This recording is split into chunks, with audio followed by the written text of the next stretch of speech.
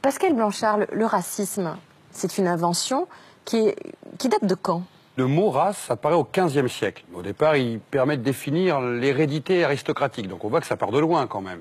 Mais au XVIIe, grosso modo, le mot commence à désigner des peuples qu'on découvre.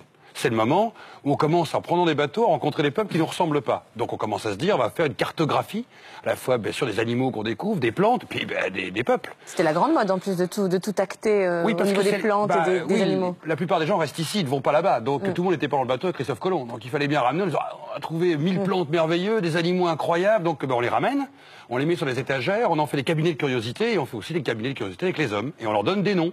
Au XVIIIe, tout ça va commencer à se théoriser progressivement à travers les anthropologues, les savants, qui vont commencer à nous faire des théories. Il faut expliquer, par exemple, un sujet incroyable, les Indiens ont-ils une âme? Parce que s'ils ont une âme, on ne peut pas les mettre en esclavage. S'ils n'en ont pas, ils peuvent devenir esclaves. On décide en 1550 qu'ils ont une âme. Donc on a fait venir les Noirs qui, eux, n'en ont pas. Mais qui a décidé que les Noirs n'avaient pas d'âme? Le pape. Valladolid, il y a cette célèbre controverse. Las Casas, c'est un débat. Ont-ils une âme? Mais ce ont-ils une âme décide qu'à le destin d'à peu près 50 millions d'hommes. À la fin du XVIIIe, grosso modo, on commence à les hiérarchiser. Alors on fait des études sur les crânes. Quand ça marche plus, qu'on découvre que les crânes asiatiques sont plus volumineux que les crânes des blancs, on fait plus de théories sur les crânes, plus de théories sur la couleur de la peau. Et on est bien d'accord que comme ce sont des occidentaux, plutôt blancs, qui ont déterminé tous ces signes... On met plutôt le blanc au-dessus, oui, c'est plus facile. C'est rare de se mettre en bas soi-même d'une pile. Ce qui va se changer avec les racistes, c'est qu'on est esclave quand on est noir. Ce n'est plus le rapport au père et à la mère, c'est le rapport à la race. Celui qui naît avec une couleur a un destin. Et c'est cette couleur qui aurait un destin dans l'histoire de l'humanité. Et le code noir, par exemple, qui va vraiment promulguer ça quasi écrit noir sur blanc. En 1785, le noir est un bien meuble. Le noir est un bien meuble, il peut être commercé, échangé, vendu, et il doit servir le blanc. Alors, jusque-là, on est, on va dire, dans un racisme assez élitiste. Oui. Qu'est-ce qui a fait que le racisme est devenu populaire? On va dire qu'au 19e siècle, c'est la rencontre avec cet autre, justement. Mais comme par enchantement, cet autre, on ne le rencontre pas au coin de la rue. Oui, les gens ne voyageaient pas. Non, très peu de Français ont pris des bateaux allemands ou italiens à aller au bout du monde. Donc on va faire l'inverse. On va les faire venir en Occident. Et on va inventer des spectacles anthropologiques. C'est-à-dire que nos arrière-grands-parents ou arrière-arrière-grands-parents ont certainement rencontré leur premier Kabyle, leur premier Africain, leur premier Antillais, leur premier Indochinois dans un zoo. Dans une exposition coloniale. Dans un zoo. Mais bien sûr. C'est-à-dire qu'on a fait venir des indigènes, entre guillemets, qui appartenaient aux colonies.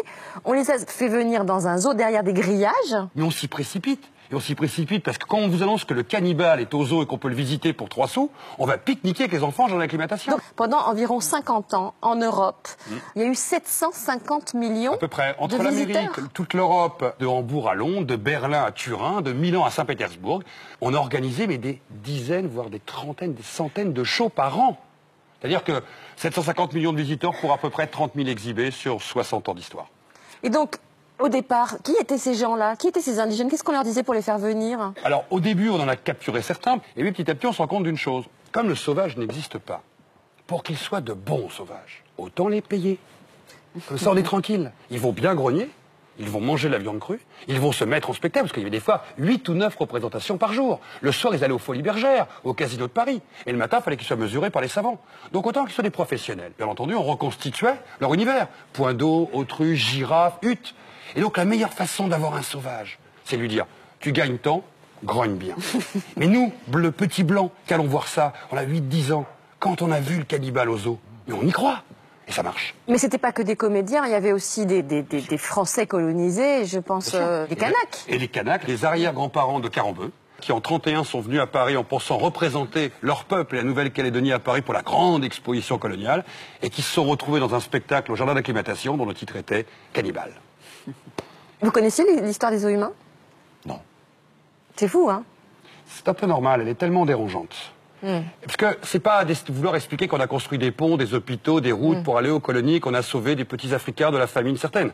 Mais là, on est confronté à quelque chose de violent qui s'est passé ici, qui a fabriqué notre regard.